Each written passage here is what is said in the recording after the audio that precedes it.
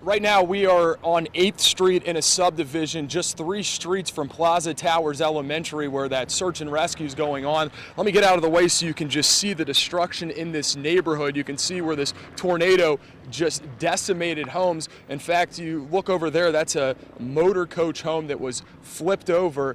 And earlier we got here, we talked to a couple people who rode out the storm. They told us that they had gone from door to door. All their neighbors are accounted for. No one was seriously injured, but we did see a heartbreaking scene.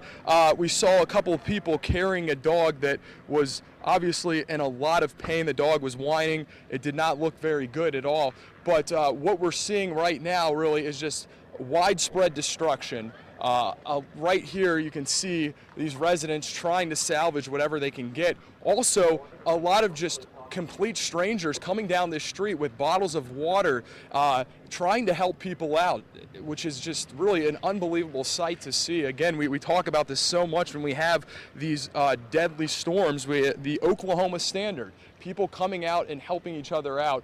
But again, you look at this, it seems like most people who live here have already left the area, and right now all this traffic that we're seeing are strangers coming in trying to help people out.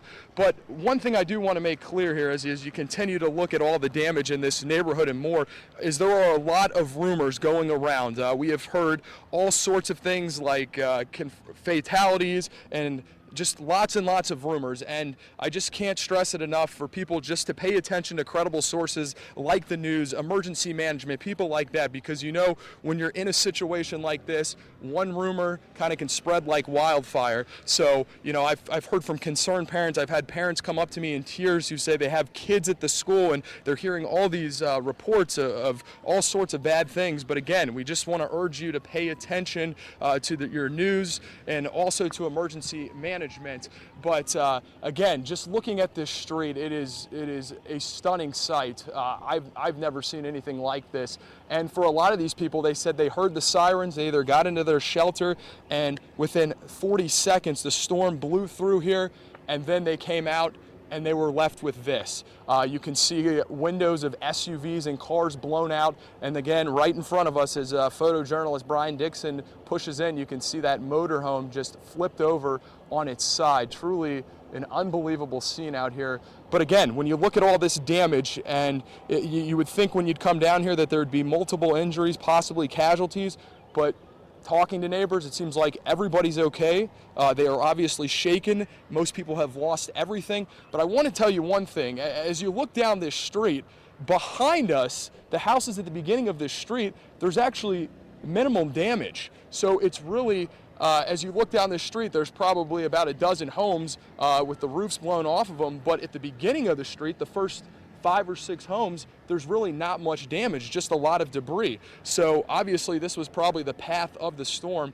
Now, driving around more, it took us a while to actually get to the street. There is so much traffic. I mean, it looks like rush hour, bumper to bumper traffic, and there are a lot of first responders trying to get to these hard hit areas, trying to help out the residents. So if you don't live here, there's no reason to come out here. That is why we're out here, to bring you the live pictures, to show you what's going on, to give you information. But just to come out here and take pictures so you can put them on Twitter or Instagram, there is no reason to be out here. This is obviously a dangerous situation. At one point we were smelling gas down here. First responders need to get in here. They need to help out the people. So again, if you don't live here, don't come down here. Obviously there are down power lines, limbs. It is just not somewhere you want to be. But this out here is just really, it's got to be one of the hardest hit neighborhoods. I know we've heard reports of flattened homes, and this is right here. I mean, this is just,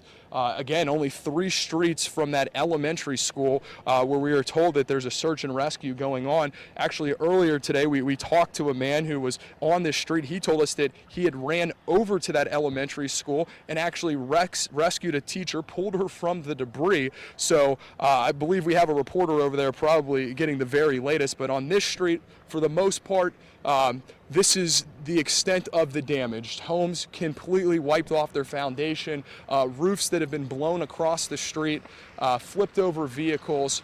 But again, the good news, everyone seems to be okay. We're going to continue to stay out here, listen to these stories of survival, and as soon as we get some more information, we will certainly let you know. But again, I want to let people know to continue to follow KOCO. You can also download the app on KOCO.com. We're trying to get as much information as possible because I've had parents coming up to me asking me, do you know if the kids are okay? Do you know how I can get in contact with my kids? We're not getting any cell phone service out here. So that's the very latest from this neighborhood and more. Now back to you, Jessica and Paul. Okay, thank you very much, Michael Seiden. And Jessica is headed over